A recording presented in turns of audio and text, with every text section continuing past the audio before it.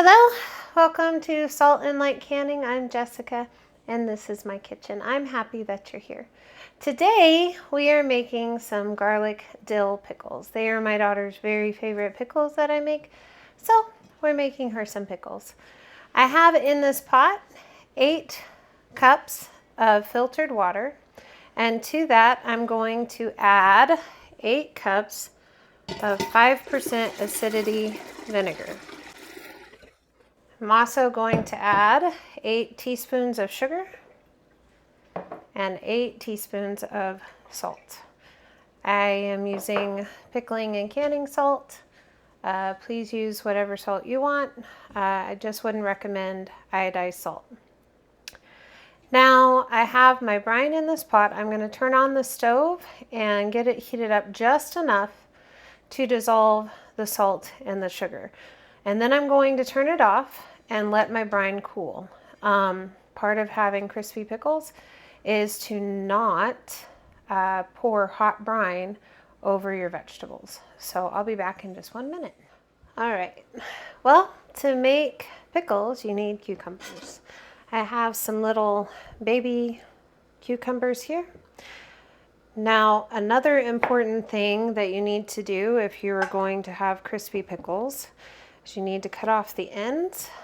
Specifically, you need to cut off the blossom end because it has an enzyme in it that can cause your pickles to become squishy. I'm going to maybe just cut my cucumbers down the middle, and we're just going to have spears. You can cut your cucumbers however you would like to cut your cucumbers. And I'm saving the end bits because I have a friend with some chickens that will just love cucumbers. Please let me know what you're canning, what you're doing. I love to hear from you. You are just such a blessing to me. All right, I have some vegetables cut, and I'm going to get a few jars ready for my vegetables. One thing I add to my dill pickles is a bay leaf. I'm also going to be adding some pickle fresh or pickle crisp. If you don't want to add pickle fresh or pickle crisp, you really don't have to.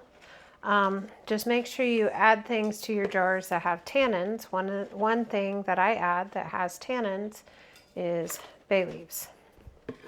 You can also use turmeric or something like that. I'm also going to add just a couple peppercorns per jar. Again, spices are all just please do your preference. The only thing that really matters is that you have 5% acidity vinegar, because that's what's going to preserve your vegetables. Then I'm going to add 1 teaspoon of pickling spice. I buy my spices in bulk. You don't have to. Please add whatever spices you want, and it's probably going to make me sneeze. Please add whatever spices you want to your pickles, whatever is your preference. And I find it is much easier to add the spices to the bottom of the jar, because in the canning process, they don't tend to get up under my lid and cause me to not have a seal. Then I'm also going to add a teaspoon of mustard seed. Then I'm also going to add a teaspoon of dried dill.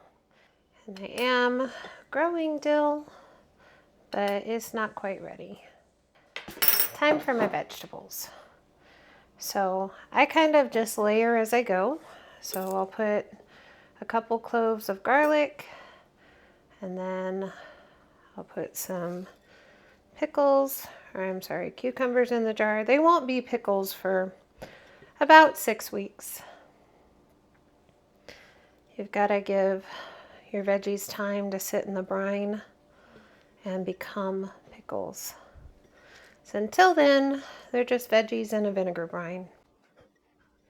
Just arrange them the best that you can. It's kind of like putting together a puzzle. Put a couple more garlics in there. There we go.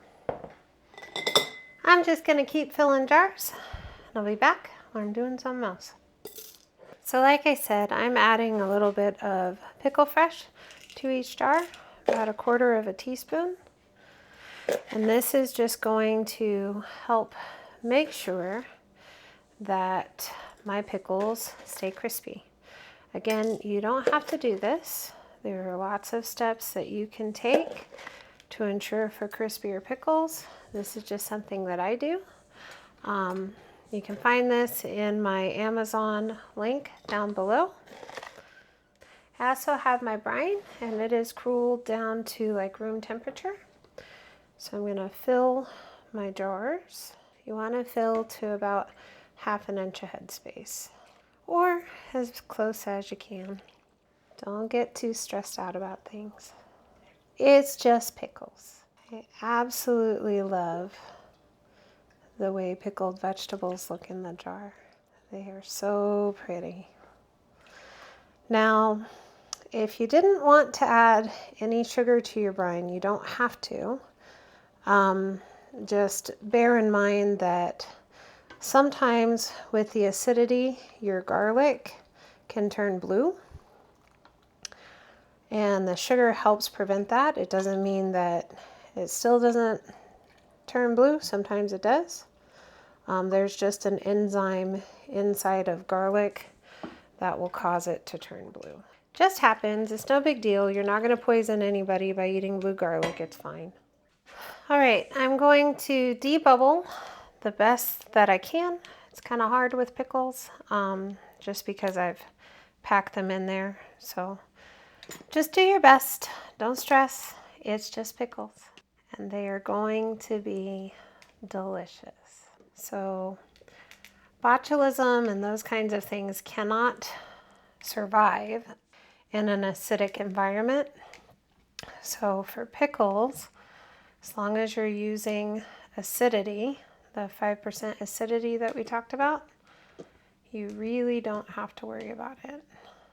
I have just a damp cloth right here. And what I'm going to do is wipe the rims of my jars really well, because you want to make sure there's nothing there that would cause your jars not to seal. So wipe the rims of my jars, and then I'll take a lid and line it up just to finger tight. And these are just so pretty. I just absolutely love, love, love the way pickles look in a jar. Well, my canner is full. I have 9 quarts of pickles in my canner, and I'm going to turn on the burner and cover it with a lid.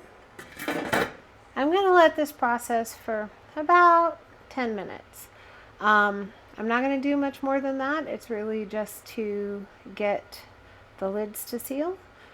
I don't want squishy pickles, okay? So the less I cook them and the less processing they go through, the less I have a chance of squishy pickles. So I'll be back when I'm taking these out of the canner. Well, we're back. Our canner has finished processing, and it's time to take these out. So pretty. Don't tip your jars. Now you're going to want to let these sit on your pantry shelf for at least 2 weeks. I recommend 6 weeks, so that way they